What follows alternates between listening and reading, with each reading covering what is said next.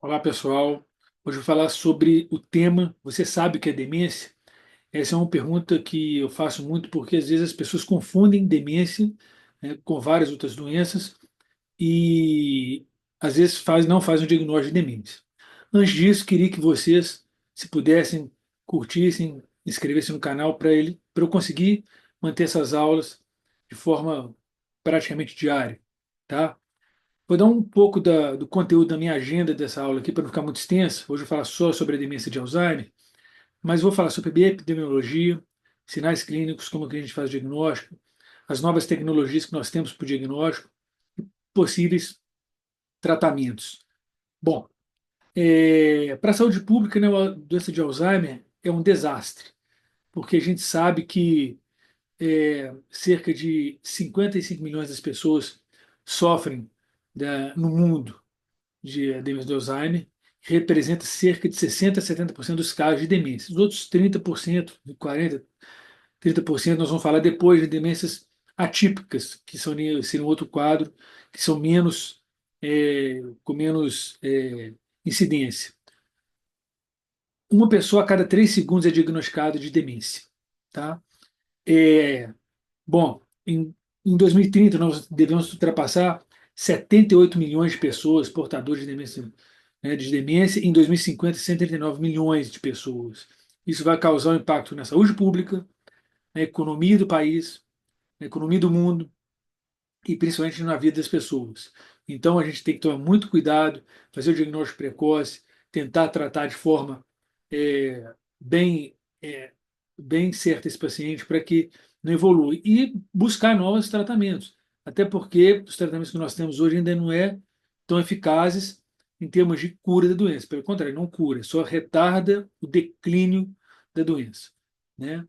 Então, no Brasil, tem 1.200.000 pessoas vivendo com demência, sendo a doença de Alzheimer a principal causa. O envelhecimento populacional está muito acelerado. E o Brasil deve é, passar de 4 milhões de casos em 2050, ou seja, praticamente, vou fazer um cálculo aqui, 200 milhões, né, vou colocar 250 milhões de pessoas, 10% seria 25 milhões, 5% 12 milhões e meio, uns 2% da população sofrendo de Alzheimer, sabendo que quem tem pessoas em casa, o quanto que é caro manter um paciente portador de doença de Alzheimer, seja com medicação, seja com cuidador, seja com é, deixar, né, de ser uma pessoa funcional, principalmente pessoas que começam com demência do tipo Alzheimer jovem, 65, 66, então no início da fase idosa, teoricamente. Então, é importante. Para você ver como que impacta na parte de socioeconômica, no mundo inteiro, o custo associado à demência foi aproximadamente calculado de 1,3 bilhão de dólares em 2019. Essa previsão deve dobrar em 2050. Isso, além de tudo, a gente tem que pensar muito no impacto, né, emocional dos cuidadores, dos pais, dos filhos, né, que são os mais preocupados, né, que às vezes tem que largar trabalho ou tem que colocar uma casa de repouso. Então isso gera é, muita preocupação, muita angústia e onera financeiramente essas pessoas. O diagnóstico, né, precoce pode reduzir os custos e melhorar os desfechos clínicos. Então esse é o ponto principal, né? Quando a gente faz um diagnóstico precoce, a gente consegue fazer um tratamento adequado e aí a gente consegue retardar o declínio da pessoa ou o aumento, né, da atividade da doença.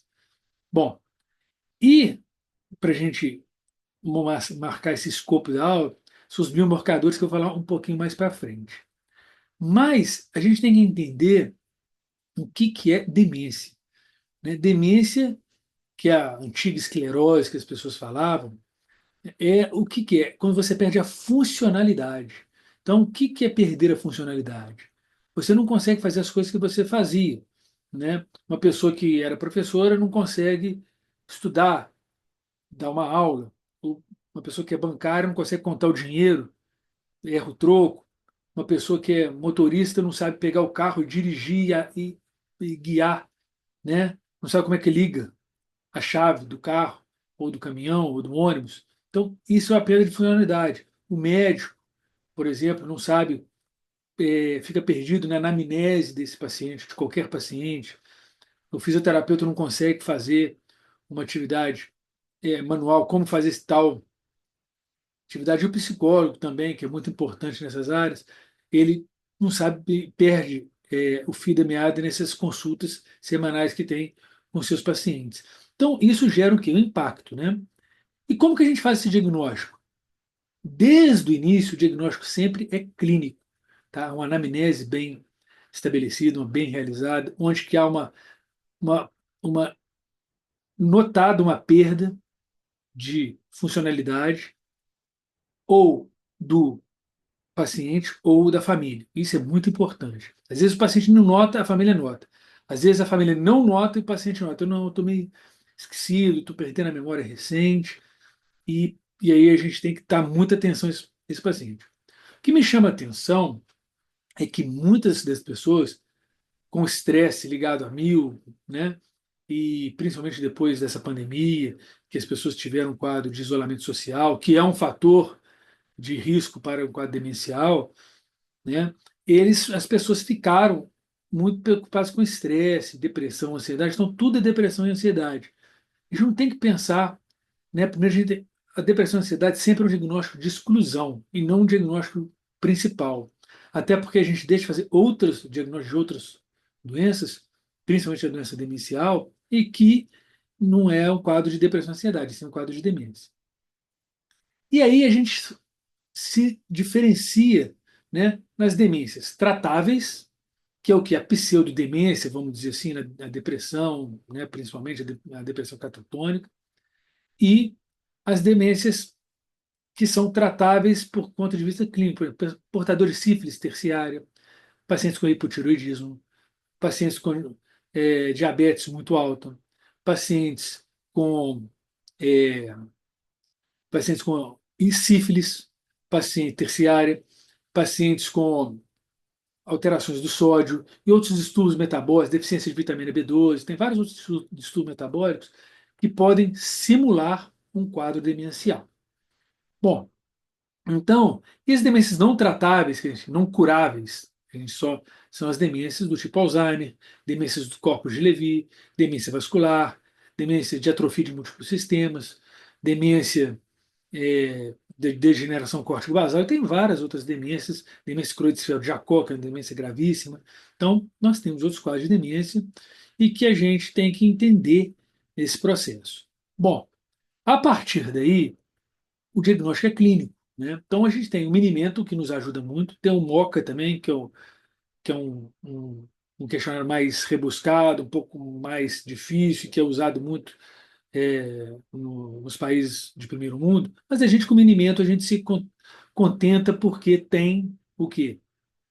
Temos muitos pacientes de é, baixa condição socioeconômica, temos pacientes de baixa escolaridade, então o Minimento o que ele vai ver basicamente o quê? Memória recente, orientação temporal, orientação espacial, nomeação, executar comandos, a linguagem e o reconhecimento. Basicamente, são essas funções cognitivas superiores que estão no córtex cerebral. Bom, a partir desse ponto, a gente consegue definir o quê? A gente consegue definir se é a demência de Alzheimer quando a memória está afetada, aliada a uma outra função, seja a linguagem, seja a noção visoespacial, seja a orientação temporal, seja a orientação espacial. O que que é isso, né? Vamos lá. O que que é orientação espacial? Onde você está, que cidade que é essa, que país que é esse, que mês que é esse, né? Orientação temporal, que dia que é hoje, que horas são. Então as pessoas se esquecem. Nomeação, né? A gente pede para nomear um objeto, por exemplo, um relógio, a pessoa esquece que é um nome de um relógio. Ah, eu sei como é que é, mas eu esqueci o nome da palavra, né? Esquece o quê? eu perguntei, peço para guardar aqui, vamos supor, chapéu, bicicleta e árvore. Guarde para mim. Repete, ó. Chapéu, bicicleta e árvore. Agora vamos lá, pergunto o nome dela, peço para falar mundo de trás para frente, ou contar de 100, subtrair 100, 7 de 100 cinco vezes, as pessoas que têm mais capacidade, mais escolaridade. E aí a gente consegue fechar um diagnóstico. Por quê? Porque a memória recente está atrasada. Por exemplo, chapéu, bicicleta e árvore que eu pedi para guardar, ela não guarda mais. Ela diz, não, como é que é? Chapéu, árvore. Ou não sabe? Ah, não, não guardei não, doutor. Então, a gente já fecha esse diagnóstico aqui, né? Mas aí que vem, tem outros tipos de demência que às vezes podem se confundir com a demência de Alzheimer. Então, a gente começa a olhar para a ressonância, né, que tem uma atrofia do lóbulo mesial temporal, e a gente consegue ver algumas coisas, né, nessa atrofia cerebral, né, mas que não é só, às vezes simula, o paciente tem alucinações precoces, às vezes tem algum tremor que confunde com parkinsonismo, com algumas coisas que são mais diferentes e que não é a característica inicial da demência do tipo Alzheimer. Então, esses pacientes, né, são candidatos aqui a tentar fazer os biomarcadores, que cada vez mais estão sendo usados. O que são biomarcadores? Biomarcadores são medidas biológicas que indicam os processos fisiológicos normais ou patológicos, com aplicação no diagnóstico e monitoramento das doenças. Então, no caso da demência de Alzheimer, o que é? Né? A gente tem dois marcadores ou três marcadores, vamos dizer assim, a substância beta-amiloide, a proteína tal e a fosfotal, que são marcadores-chave que eu considero para a gente ver. E como é que a gente vê isso? A gente faz a dosagem no líquor.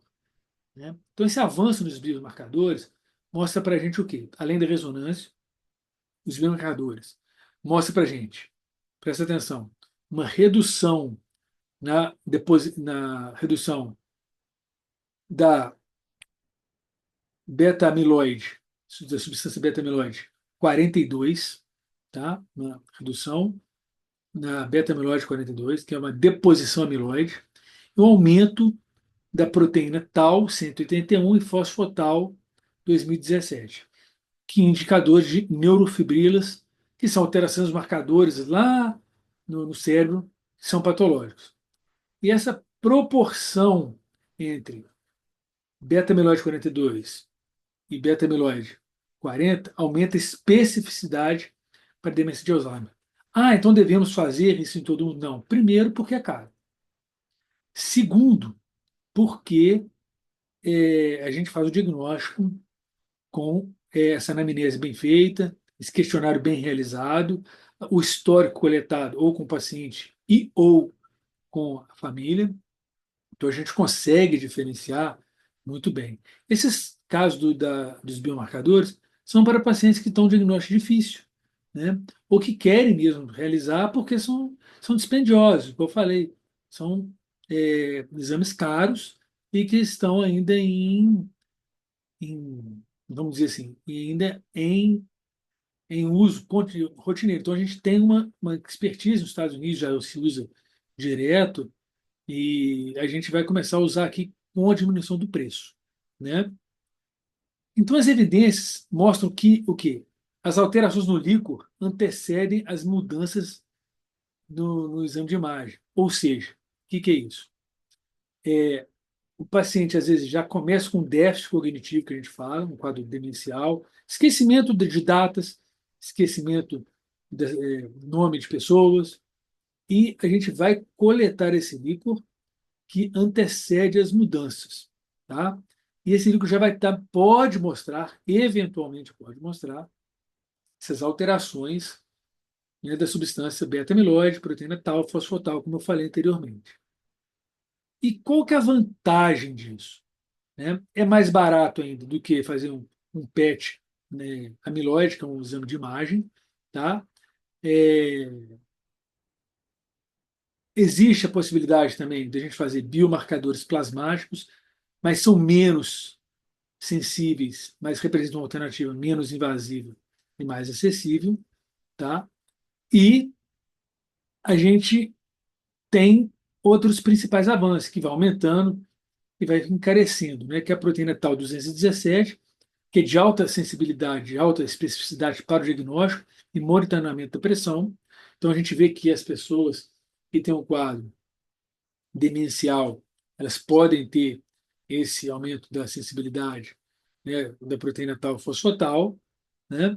E essa variabilidade individual pode mostrar para a gente é, que a especificidade não é 100%.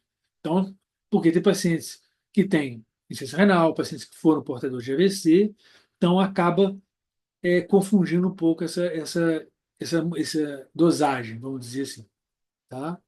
Então ainda precisa de uma necessidade de uma validação clínica em larga escala para ver se realmente vale a pena usar essa dosagem.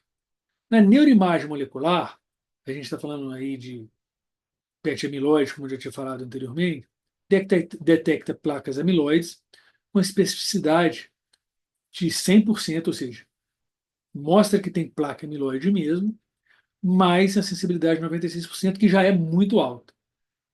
E é útil para confirmar ou excluir a doença de Alzheimer em paciente com comprometimento cognitivo, mas sabendo que é um exame muito caro. Então, nem todo mundo vai ter acesso, o plano de saúde ainda não libera para todo mundo, né? Tá, não tem um plano de saúde tal, mas o plano de saúde não vai liberar. É uma luta, uma queda de braço, enfim.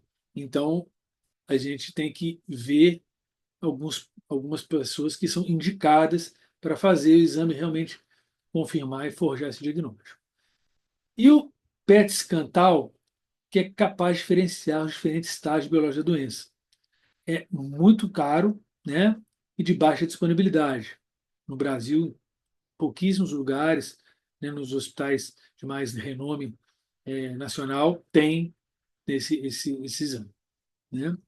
Bom, então, gente, quais são as indicações da gente que tem dificuldade em saber sobre os biomarcadores, né? É, Pacientes que têm início precoce, pacientes com demência menor que 65 anos, ou de rápida progressão, é indicação de biomarcador.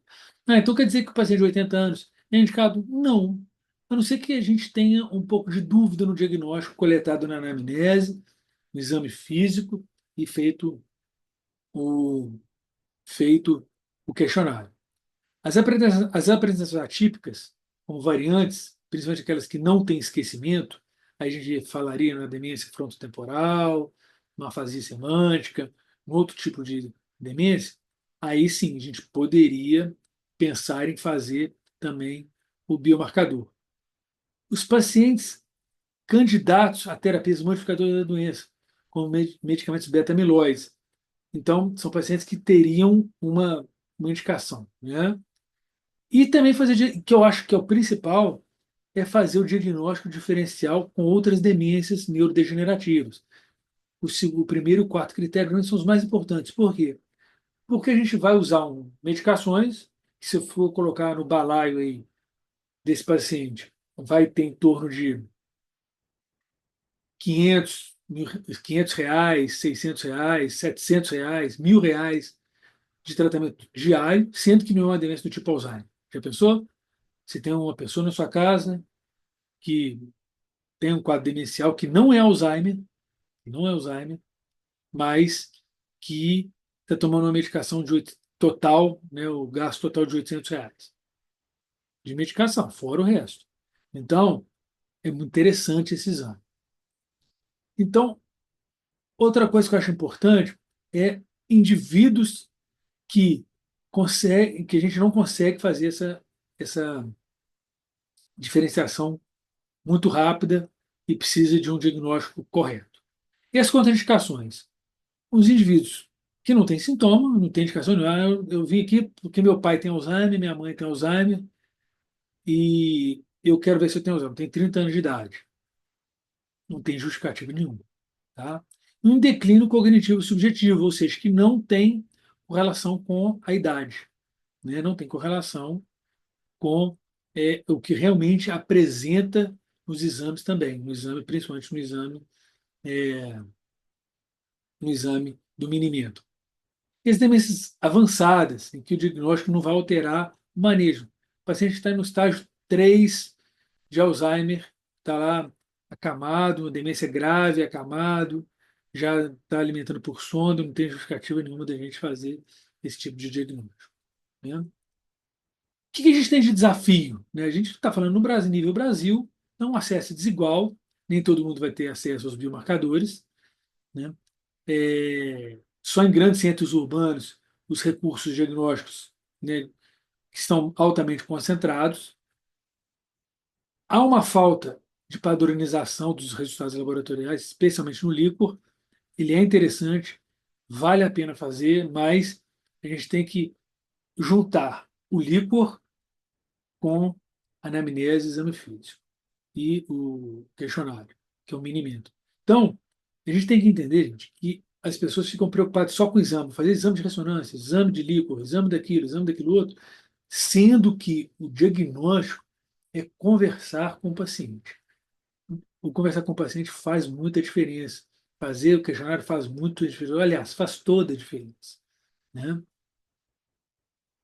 E, a partir daí, a gente vai fazer um tratamento adequado para esse paciente. Sendo Alzheimer, tem um tipo de tratamento, não sendo Alzheimer, vai ter um outro tipo de tratamento. Sendo estágio, um tratamento, sendo em outro estágio, outro tipo de tratamento, que não é a nosso papel aqui falar.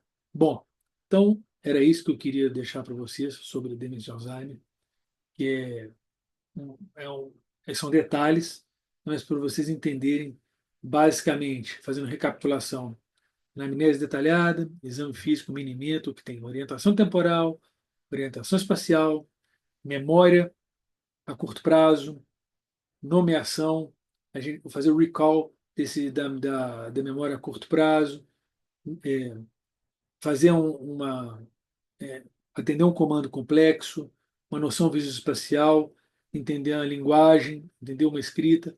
Então, esse é o caminho para fazer um diagnóstico. E os biomarcadores são importantes para quê? Para fazer esse tipo de diferenciação, principalmente nos quadros de demência em fase inicial e os pacientes que têm demência de forma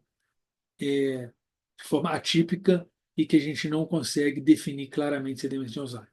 Certo? Fica a dica aí. Se puder, repito, se inscreva no canal para a gente conseguir continuar dando a aula. Tá bom? Um abraço. Tchau, tchau.